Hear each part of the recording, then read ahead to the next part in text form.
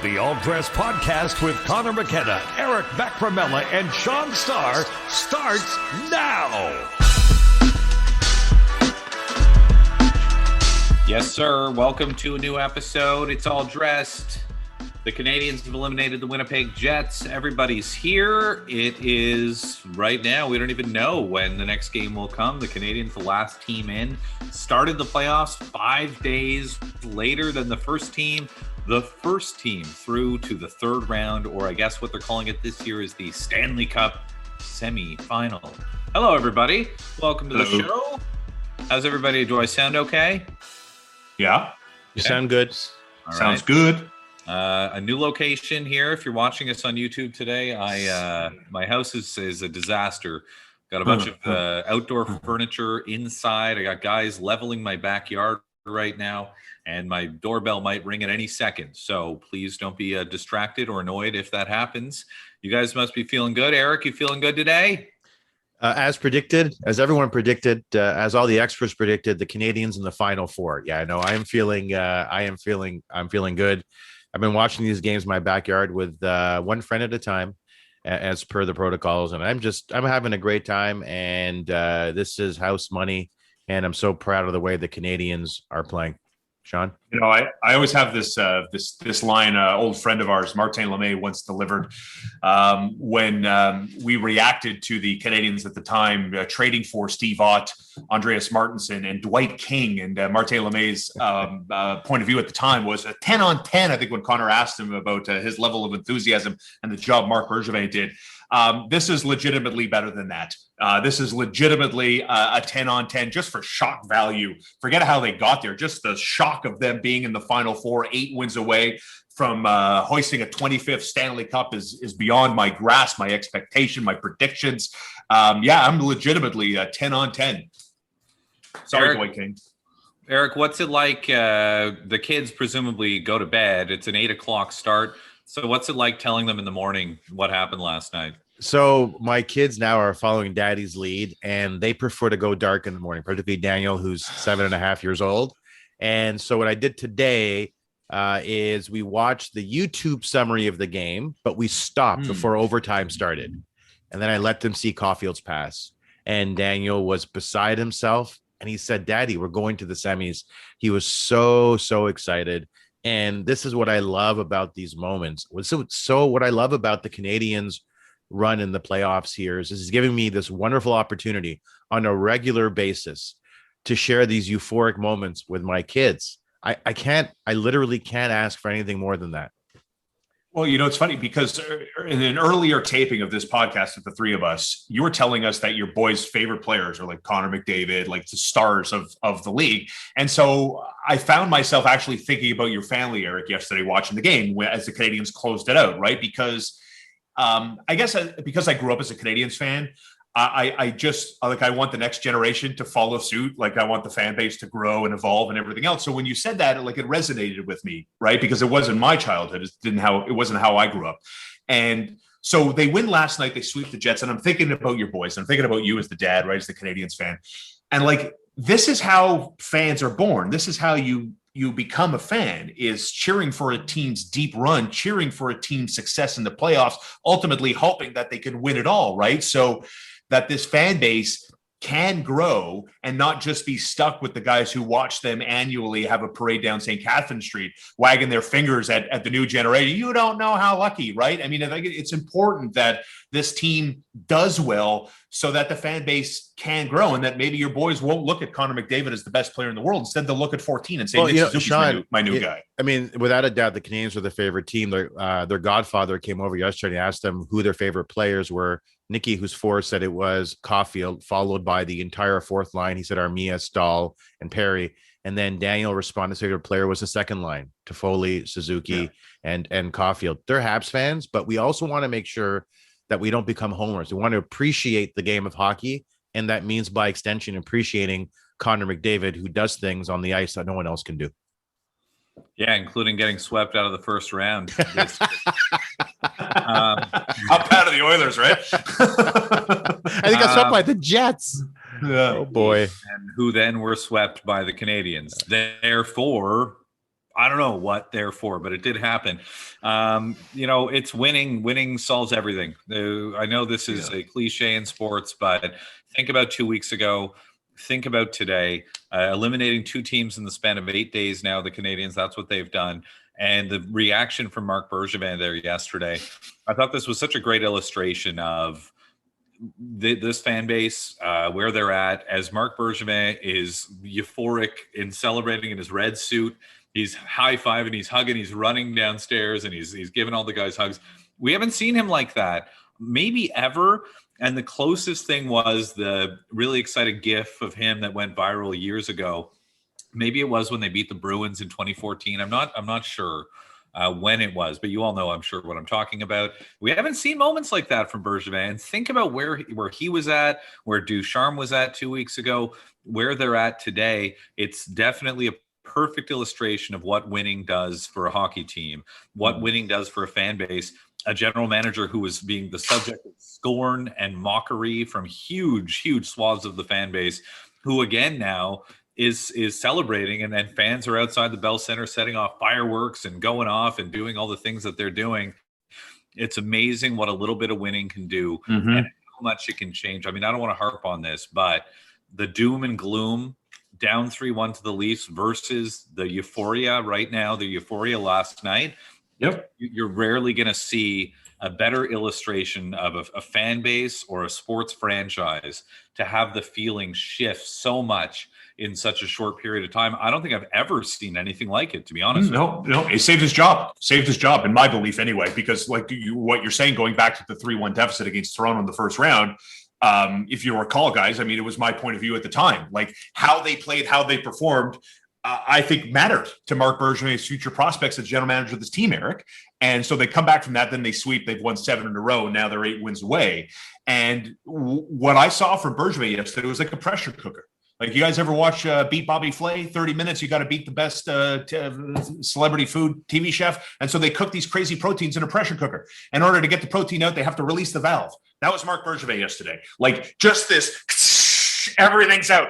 Dude, how many podcasts did we do arguing, the three of us? Why did he fire Stefan Wade? Why did he do this? Why did he do that? To save his ass, to save his job.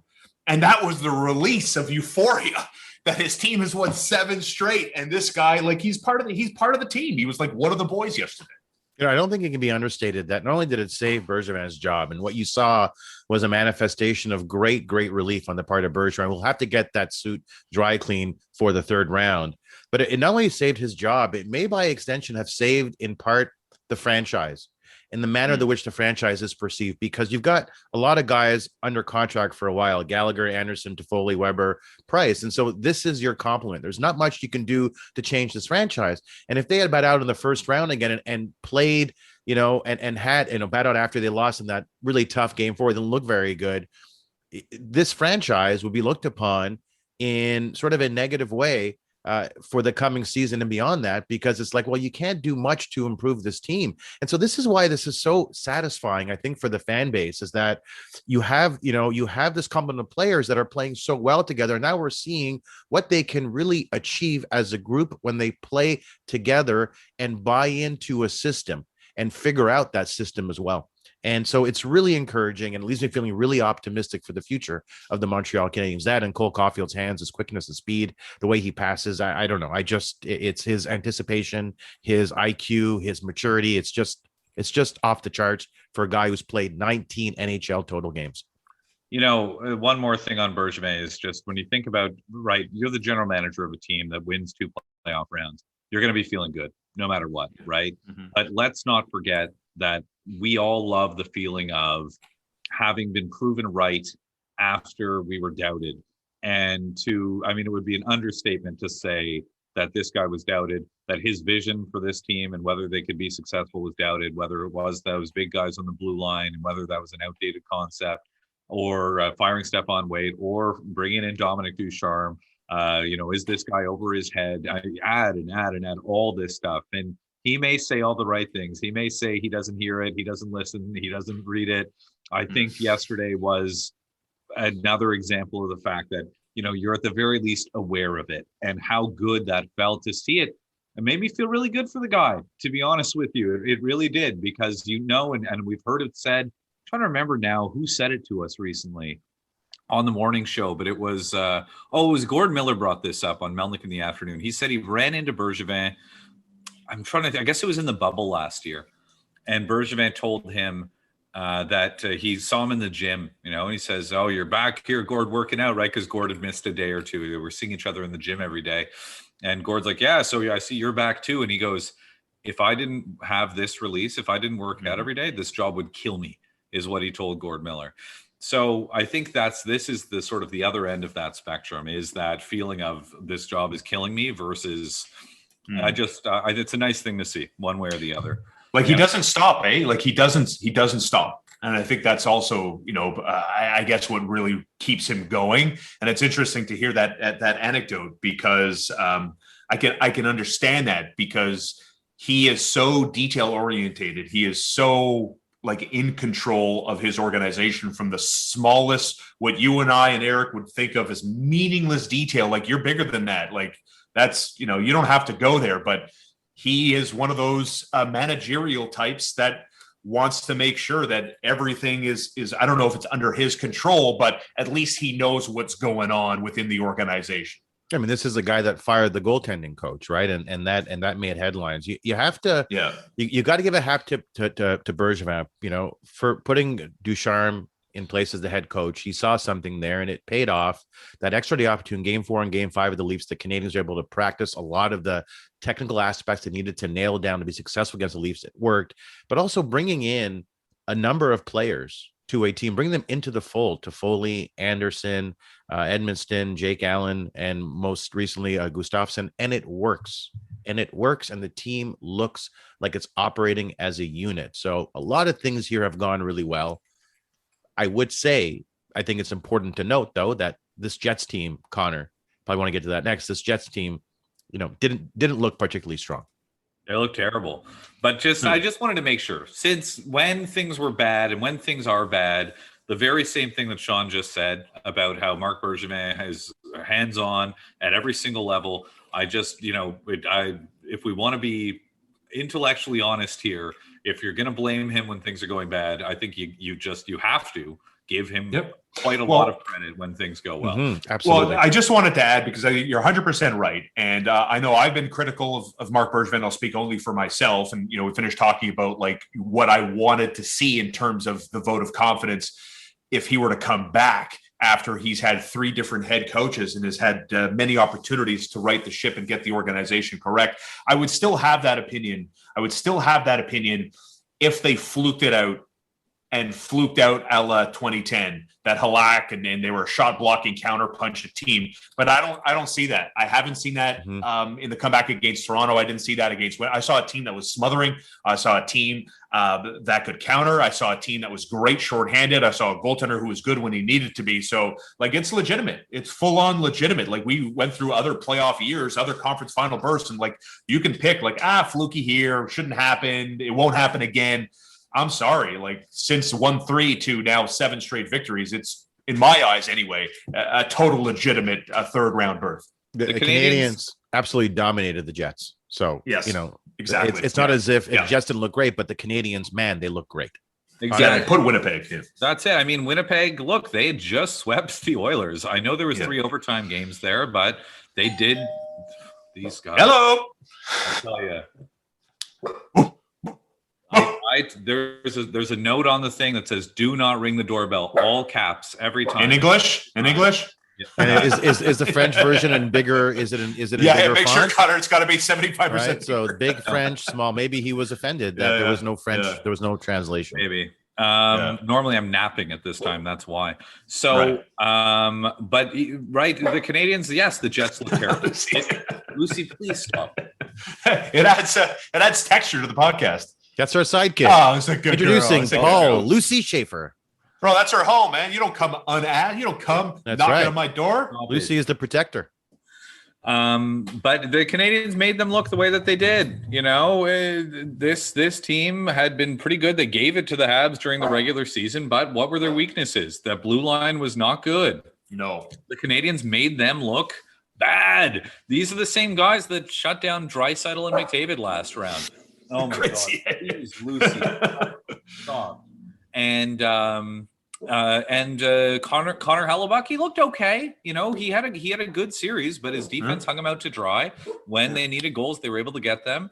And most of all, Pierre-Luc Dubois was terrible. Wow. Blake Wheeler was a shadow of his best self.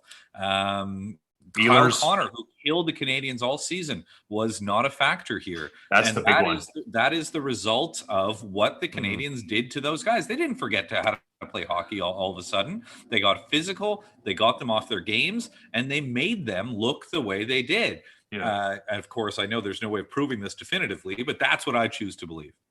Yeah. You know, just watching that last game, that was a microcosm for the series. The Canadiens absolutely dominated the Leafs in what was a potentially a final game for the Jets. They got outshot 41-16.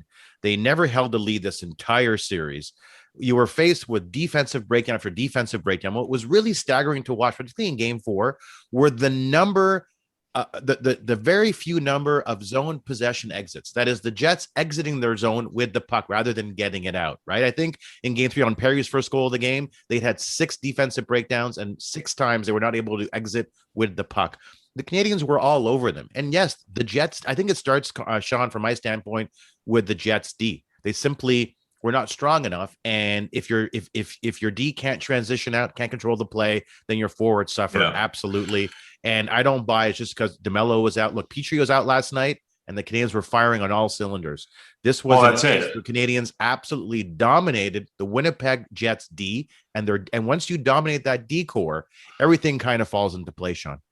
Yeah, Montreal was mentally tough from the get-go of these playoffs up until last night's series clinching win, right? Whether it's Jake Evans going down and making the right calls, or Gustafsson coming in, who you pair him with, making sure there's always experience there. And it goes back to the point you guys talked about with Dominic Ducharme, who did an unbelievable and has done an unbelievable job of managing minutes, knowing the congested schedule that he dealt with the regular season, the lack of practice time, coming back, dealing with a couple of different injuries, and making the right call each time.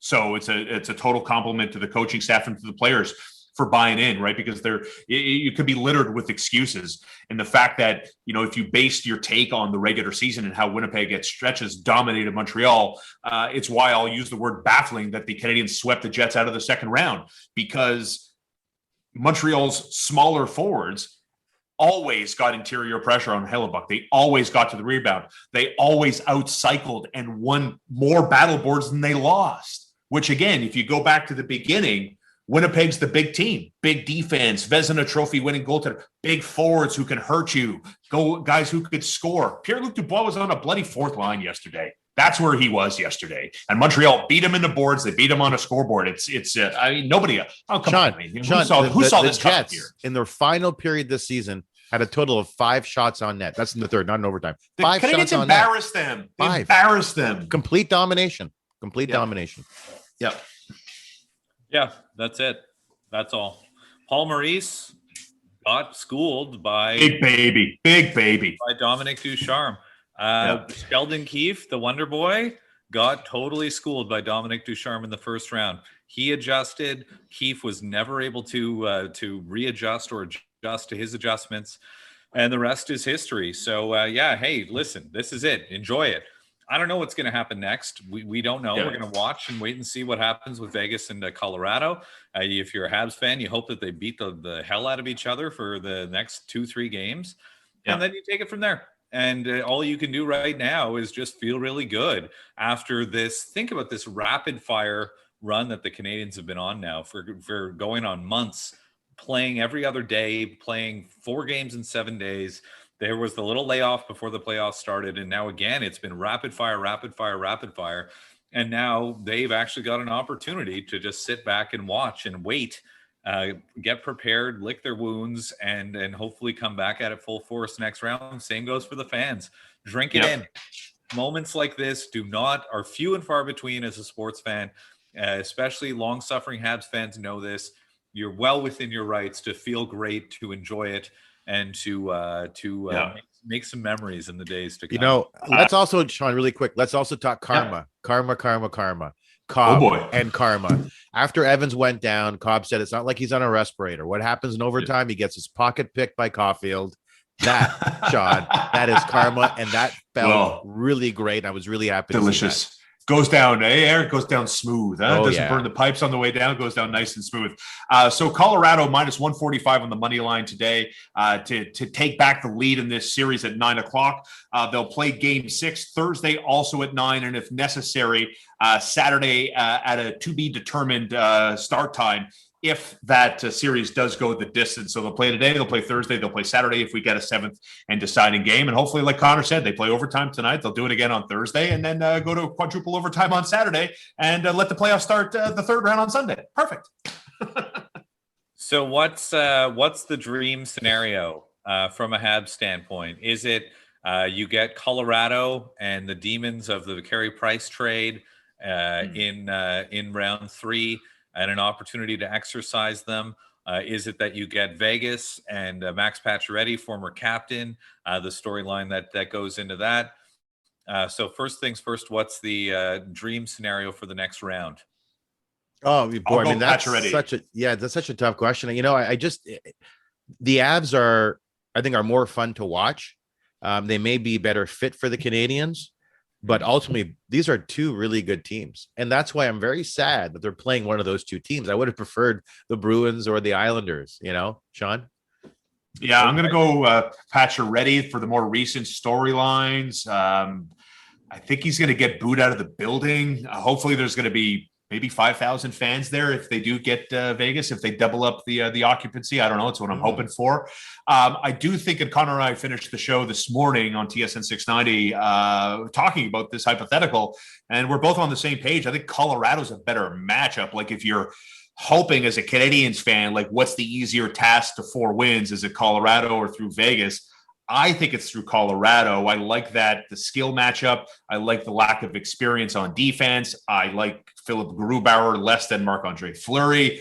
So for that reason, I choose Colorado. But the more tantalizing Conor storyline, the more juicy, dreamy is Pacioretty coming back and the Canadiens just getting in this guy's kitchen. Because, if Pacioretty's grown, we'll see. But you can rattle him a little bit. Well, it's easy to rattle him, Sean. Just put stanchions all the way around the rink. Yeah. Well, that's how you rattle Pacioretty. I played golf with him like 5, 6, 7 years ago, whatever it was. And I was there with Chris Nyland, and he was just peppering Knuckles with all kinds of questions about how to handle himself in various situations. And I overheard one part, and one of the parts was, Nux. They keep calling me pretty college boy. Hey, pretty college boy. But he didn't play college hockey, right? But it's that's what they kept calling me. I don't know what to do, how to handle that situation. Really? Now, this is, again, very early on in the guy's career. This is well before he's the captain, well before, he's established himself as a very good goal scorer. But he had a lot of questions about how to be tougher and how to block out the chirps and the noise in these kind of intense games. So that is definitely a real thing. And I don't know how much he's grown since then, but if he's grown marginally, Conor, it's an advantage to the Canadiens. He did play college hockey, right? He did? Well, I thought he went straight. No, he played for the Wolverines, I believe. Oh, he was a Michigan guy? Okay. I think so, yeah. Okay. But I think only one season. But yeah, it's that's fun, I guess. I don't know. I don't personally harbor any ill will towards Max Pacioretty. No, me neither. I know a lot of people, I guess, in this market do. It's something that people do, right? They just love to sort of turn on the guy that got traded away by the team.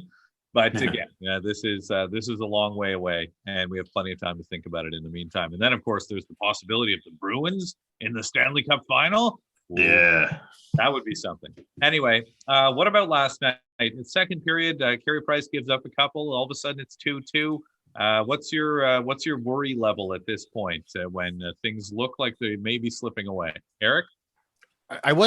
There was never a level of concern simply because of the Jets' lack of engagement. I think they had 4 shots on net that entire second period. That second goal was a fluke goal. Carey Price is obviously entitled to give up at least one bad goal during this entire playoff stretch so far. But I wasn't concerned because the Canadiens were dominating the Jets' D, and they were getting into those dirty areas. And the fact of the Jets were very much a perimeter team and couldn't really get anything going insofar as transition goes, quality scoring chances. So the Jets looked, Shaun, to me, a sort of byproduct of their D being unable to compete. They looked disorganized, sloppy. It didn't seem like kind of a fair or even playing field. I thought they were going to lose. I thought they were going to lose the hockey game. I really did. I thought they, in that second period off the back-to-back goals there that tied it up, it looked to me, and I even, I said it to myself, nobody else pays attention to me in this house, that they lost their magic a little bit. They lost some of their mojo. It looked like to me they kind of stepped off the gas. But the Winnipeg Jets showed who they were, and they weren't prepared to tangle or engage at the required level to compete and pull off a bit of an upset. But maybe it is that little dark cloud, that level of insecurity, watching this team for so long, is still waiting for them to be legitimate. And I don't know, like the 4-game series sweep hasn't taken away like this cloud of like, ooh, I don't know, but because it did resurface when Logan Stanley scored a second goal, right? And Carey Price completely whiffed like he wasn't even watching the ball. And you're like, oh, well, Winnipeg's going to win. I mean, they're a good team, right, Conor? I mean, they're going to win a game. They're going to win a game, surely. And maybe last night was it. But as we saw, they just didn't have any push. But I will say that I also was like, oh, boy, I kind of felt the same way. And I will say this, at no point was I concerned like, oh, no, the Canadiens are going to blow this series. Yes. By any stretch, at no point. But you think about the circumstances and you start to get a little bit greedy, right? I've felt this way as a fan before. Game 4, you want the sweep. You want it to be over. You don't want to have to fly back to Winnipeg and play another game and then fly back. You start to get greedy and sort of say, well, I also, in addition to winning this series, would like it if they won the series in 4 games. And I did. I found myself being like, ugh, because you think about the third period, one bad bounce here or there, or another hiccup from Price, and maybe we're looking at a different result. But when things are trending in your way, trending in your direction, then those things don't happen. And then the fact that they got it done quickly in overtime also was another thing, right? They haven't been doing the marathon overtimes, right? The longest one was 15 minutes. And I appreciate that about these guys as well. Yeah, and speaking of overtime, it's such a pleasure to watch Cole Caulfield play. This is a kid who's played 19 total games in the NHL, 9 playoff games, 10 regular season games. His hockey IQ, his sense of space, his maturity, his anticipation, his passing ability is not that of a rookie. This is somebody who clearly not only belongs in the league, but is playing at a really high level. And again, he's not even 20 games into his NHL career. I watch him, Shaun and Conor, and I have to say, at times I'm astonished because it's not that he's just fast. He's quick. His hands are quick. He's got a great shot. He'll score eventually, but he can also pass. And he seems to find space and knows how to use his body. He's not a big guy, right? And picking Cobb's pocket was just another example of that. It's just so much fun to watch as a Habs fan. 3 points in 4 games, all assists, 14 shots in 4 games. And he just opens up so many avenues for the Canadiens. And he's made the Nick Suzuki line electrifying with Tyler Toffoli. Nick Suzuki is a force and was a force in this series. He's bouncing guys. He's running into guys. He's setting up goals. He's scoring goals himself. And like when he scored that goal and he stands there like right in front of Hellebuck, he's like, yeah, damn right. I expect to. Like, that's the confidence that oozes out of 14 when I watch him play. And I think it's contagious because to your point, Eric, you watch Caulfield. I mean, being so fast allows him to do different things and be more dangerous because he could just get there faster than other guys can. But I just love, Conor, his shoot first mentality. Like, Canadiens don't have another guy like that. I know he hasn't scored yet, but when he gets the puck, he loves leaning on that wrist shot too, right? I mean, he's got a heavy shot and he loves shooting high, which is great because it creates rebounds. Can't smother the puck when it's bouncing off your shoulder blade or off your chest protector. Yeah, at some point he's going to let one of those go on the power play, and it's going to go bar down instead of over the net or wide, and it's going to be a great moment. And I'm glad that we're going to get another round to see if that can happen. Talking about the experience for these young guys, I don't think it can be underrated. You think about some teams, and again, the Canadiens in the conference finals now for the third time in 11 seasons. Mm-hmm. That's a lot of times to make the conference finals. There's players that have been in the NHL for half a decade that have not played in this round. And think about Nick Suzuki and Jesperi Kotkaniemi, the experience that they've gotten now in the last calendar year. Jack Eichel's been in the NHL for how long, guys? He hasn't played a single playoff game yet. These guys, by my count, now have 15 or so games of playoff experience, plus that play-in round, if you want to count that, and have performed well. And I think that's part of why you're seeing that from Suzuki, that confidence you're talking about there, Shaun, that sort of that swag he's got a little bit of, which you love to see on a guy that age. It comes from not just getting playoff games under your belt, but having success and knowing that, hey, you know what? I can play at this level. And not only can I play at this level, but I can be a real good player. And to have that experience at such a young age, whatever happens the rest of the way, it's going to be such a positive development for these guys for the remainder of their careers. It's legacy time, right, Sean? No, it's good. It's legacy time, Eric. Well, not to nitpick, but you mentioned Suzuki, Connor. Apart from the first few games or the first couple of games of the Leaf series, he's been present and engaged every single game and makes things happen. And then I compare him to Kotkaniemi, who still has these ebbs and flows. And when he's clicking, he's great. He's clutch. He's terrific. He leads the Canadiens in goals over the past 2 playoff seasons with 8. But it's interesting with a guy like Suzuki at his really young age, he's still able to be incredibly effective consistently in the playoffs. And that's really hard to do if you're a young player. #Dubois. Fourth line. But I'm to that point, though. Don't forget that Dubois was great last year. Yes. When the Blue Jackets knocked off the Leafs, right? So it's not as if it's a guarantee of future success, but it's definitely impressive. And don't forget, too, right, with Suzuki and Dubois, remember the rumor at the time, right? Was that rather than Laine, that maybe the Canadiens were thinking about, or there was an offer, or there was a discussion, or whatever. Maybe it was just a rumor, but that a package involving Nick Suzuki was maybe something that that Columbus was willing to listen to. And hard to say for sure, but it seems to me Suzuki was in a bit more of a dry spell at the time, and I think there was a lot of people in this market who thought that maybe that sounded like a pretty good idea. So anyway, careful what you.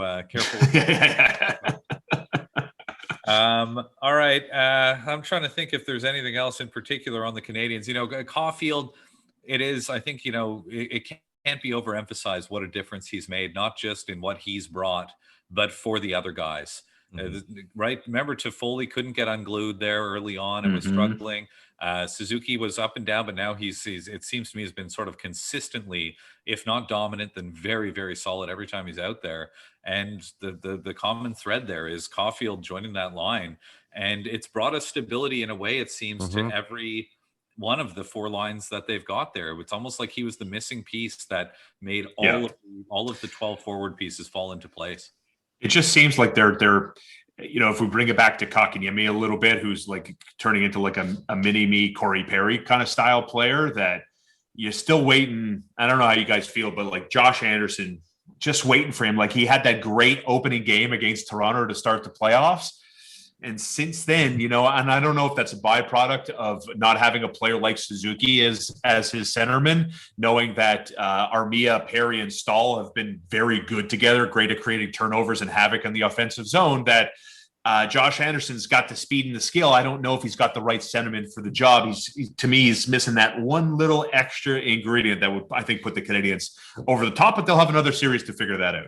The one thing I'll say about Anderson is, if you look at the score sheet, then maybe you're not terribly impressed with that one goal. But if you watch the games, you are impressed with Anderson because he's a real presence on the ice. He punishes defensemen. They don't want to get hit by him. That's the first thing. Second thing is, Conor, I think you're bang on with Caulfield. His presence in the lineup not only makes the Canadiens better because he's so much better than the average player, but it has a ripple effect. Armia drops from the right side on the second line with Suzuki down to the fourth line. Suddenly, one of your most effective lines is Stahl, Perry, Armia. They play well together. They have size. They're disruptive. They can finish. That doesn't happen but for Caulfield being in the lineup. So Caulfield's insertion in the lineup changed the offensive complexion of this team to the point where yesterday they were dominant. And I believe in large part it's because of Caulfield. And everything you're saying right there, everything you're saying was true before the playoffs even started. 100%. People are like, they were play true him, play before him. they started. Come on now. But hey, we are where we are. And I'm grateful. I don't know about you guys. And let's not forget too. I know you guys know I love my Arturi Lehkonen, but let's not forget that losing Jake Evans, that could have swung one of two ways. And Lehkonen went in there and is arguably an upgrade on what Evans brought there. Because if there's the potential to disrupt that balance that we were just talking about, if that doesn't work out or if he makes the wrong decision, got to give the coach credit for that. All right, guys, Fab Four. Oh, we're getting on here, man. We're ending, I think, minute 33 or 4 here of the podcast. We got to keep it moving. We got to keep the people entertained. It's our Fab Four on All Dressed, and that is frozen treats. We're looking at 40 degrees with the humidity in Montreal today. This is the kind of weather when you were a little kid that your ice cream cone would be dripping all over your hand, and your mom would be looking at you with a concerned look on her face. So let's do frozen treats. Favorite frozen treats. Shout out to air conditioning, by the way. Yeah. I love you. Number one. I love you, AC. Yes, love you, AC. I don't know what I'd do without you. There's a lot of things I could give up, a lot of creature comforts and luxuries, but man, oh man, AC, I don't think is on that list. Well, I don't know about you. When I hear AC, I hear Arturo and Caulfield. This is how I take it in. Who you think of? Arturo and Caulfield. Arturo. AC. Who's Arturo? Arturo Gatti? R.I.P. Arturo. Lehkonen. No. The one who's still alive. Arturo Lehkonen. He's Arturi's brother, Connor. He plays Arturo on and the other side. Caulfield. Yeah. Yes, thank you. Okay, my top four. Boom. Very simple. Let's go. Okay. Yeah. Ready for this? Yeah. Number 4, milkshakes. Frappe. Number 3, popsicles. Popsicle. Yeah. Break it in half. Give half to your buddy, or if you're lucky, you get to keep them both for yourself. How do you break them in half, on the edge of a wall or your hands? Yeah. Or just buy another one and give him that. Fail? Remember Regularly. I was terrible at it as a kid. One thing that makes me feel old is that I'm pretty sure I remember when I was a kid at Peretz, you could get a popsicle or a freezie for 10 cents. Yeah. 10 cents. Yeah. You ever buy the little sip sacks at Peretz too? I love those little sip sacks. Yeah. Same price. That's right. And it was actually, they were all filled with the exact same syrup. I'm pretty sure. At various degrees of meltiness. But dude, seriously, I would say my batting average at successfully breaking off a popsicle into 2 complete halves when I was a boy was well below 500. I was terrible. And it always broke. But here's the thing is that if it was a friend, I would try and break it, in a clean way. If it was one of my brothers, I would just use my mouth and go, here. I tried to crunch it, and here's the other half. I don't know. It's got saliva on. Enjoy it, you bastard. It's definitely, I think I remember too when I was a kid, it was like, bunch of cussing here, please. If you broke it with your hands, it was always a little bit worse. And I remember like the first time I saw someone use something like an egg, break it, and I was like, But you wait, Connor, because you've got a girl on the way. When she gets the age where she likes freezies, you're going to start buying your freezies in bulk, like a box of 48. And that's like a mind-blowing experience because you buy them one at a time. And now you're buying a box, put in the freezer. It's so exciting. You're going to have freezies whenever you want. Yeah, we buy them and give them to the dog, Connor. I do not possess the freezer space to be buying freezies in bulk. You have a child coming. If you don't have a second fridge already, you will have a second fridge. You got to make room in the basement somewhere, wherever, in your bedroom, wherever. Like a fridge or a freezer. We have an extra fridge and an extra freezer. I'm not surprised. No, he's a millionaire, Connor. Right. Okay. So fridges are cheap. They store lots of money. Popsicles, freezies. Number 1 on the list, boys. I'm not overthinking it here. It's ice cream and creme glace. Yeah, of course. Yeah, but do you have a specific ice cream? Like, what's your favorite? You know what? I'll go with my first instinct. It's Ben and Jerry's chocolate chip cookie dough ice cream. Oh, fanciness. Okay, well, that's a nice top 4. I'll give you mine. Number 4 is a raspberry gelato. I'm trying to be very specific. I love raspberries. They're tremendous. Huge ratings. Love the gelato. Love the raspberry together. Forget about it. Beautiful combination. Number 3, the Oreo cookie ice cream thing. You know, that frozen Oreo cookie? I love it so much. I once made love to an Oreo cookie. And now we have a child together. Number 2, this is more nostalgic than anything else. A fudgesicle. We used to get those as kids. We didn't have any in the house because our parents didn't really believe in feeding us that kind of stuff. So we went to our cousin's house and they had all kinds of junk food.